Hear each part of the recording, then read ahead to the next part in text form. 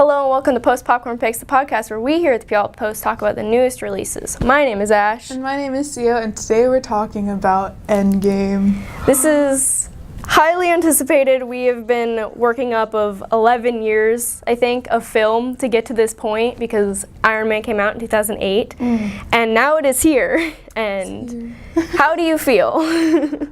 I don't even know. Honestly, when I walked out of the theater, I didn't know what to feel. It was a mix of emotions, and it was... I had all evening where I was debriefing, and I knew I was gonna have to record this podcast. I was just thinking what am I gonna say? I don't know what to say. It kind of left me just stunned walking out of the theater. It's kind of a dark movie. Just because of the concept of the first movie and the ending. If for some reason you're watching this and you haven't seen Infinity War, maybe this will be a spoiler. But just the concept of our heroes dealing with half the population being snapped away and how it affects all them is super heavy. There's not a single character at the beginning of the movie who isn't affected by it. And it's a lot. Usually these movies are a lot lighter than this one was. Yeah. So overall, even though the movie was kind of heavy, I really enjoyed it, and I would give it a 4.5 out of 5 stars for sure. Yeah, I think I would also rate it maybe 4.5 out of 5 stars. Yeah, just being an avid watcher of all the Marvel movies and everything, I think it tied together really nicely. There are some things that I had a problem with in the movie. There were a couple plot holes that left me kind of confused. But overall, I thought acting was really great from everybody. The new members of the cast, Captain Marvel was really awesome. Ant-Man was Ant-Man. I'm personally not a very big fan of him, but that was kind of a running gag throughout the movie was no one likes Ant-Man, so they kind of were self-conscious of that. But yeah, so now I think we're gonna head into spoilers, so if you have not watched this movie, go away. Bye-bye. Okay, where do we want to start? I don't know. I think first off, before watching the movie, I was preparing myself, so I was watching Iron Man and the Avengers and Infinity War and Captain Marvel and all that stuff. And I don't know, for me personally, I thought Captain Marvel was really bad. Just the entire movie, I was kind of disappointed, and so going into Endgame, my expectations were kind of low, even though it did seem to have a lot of hype. Well, yeah, I agree. I didn't like the Captain Marvel movie, but I like her character. So it wasn't necessarily that I had low expectations going into the movie, because it was an Avengers movie and not a Captain Marvel movie. I think my issue with Captain Marvel was that I was waiting for Endgame, and so it was this weird filler movie in between what I really wanted, which was this movie. And yeah, no, it was a really long movie, and I feel the only necessary part was after the end credits scene where the you really don't need to see Captain Marvel to see this movie. And also I thought that was interesting how they decided to do that, have Captain Marvel come out before, and it's just this background. I don't know. It kind of seemed like they were kind of rushing it, so that okay, we gotta fill in these holes before Endgame comes out. Yeah, because they did come out in rapid succession. Another thing about this movie was the plot holes. The time traveling mechanic was super weird. Rat. Okay, the rat. It's just wild to me how they chose that, coincidentally the rat came up and brought Ant-Man out of the quantum realm, and I was yeah. The odds. They've been doing that recently too. That was an issue with another Marvel movie of mine where it's just oh, this animal just happens to save the day, and that was an issue that I have in general with movies is when if the solution or a main plot point is just a coincidence, it doesn't feel satisfactory for the viewers because our heroes didn't do anything, it just kind of happened. And the whole mechanic of Ant-Man just happened to be in the quantum realm, and he happened to come out and save the day, and it would have been really cool if there was some sort of he had to figure out his way out, or instead they're just like, oh, he just so happened to be there. Yeah. And then also, as I was saying, the time traveling mechanic was like super weird because they tried to keep it really vague on purpose, and you can tell, so that you can't question their logic. But even then, like, they break their own rules at the end of the movie. Something I was kind of confused about was, do they just duplicate objects then? Because when Thor summons his hammer, does he still have a hammer in that time? Oh, yeah, so does it not disappear or kind of...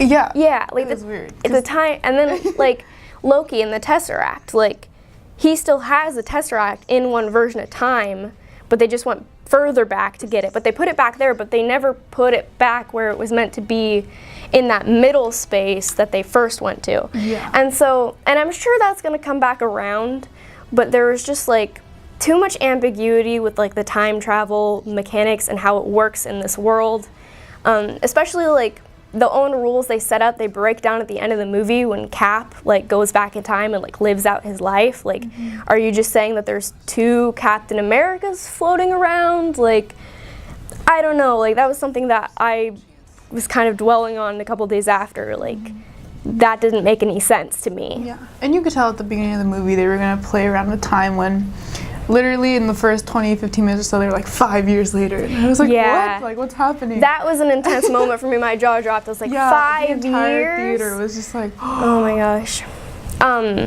Another thing, they did Thor so dirty. They did Thor really so dirty. dirty. We gave this a really high rating, but like going over it, I'm like, I have so many issues with this movie.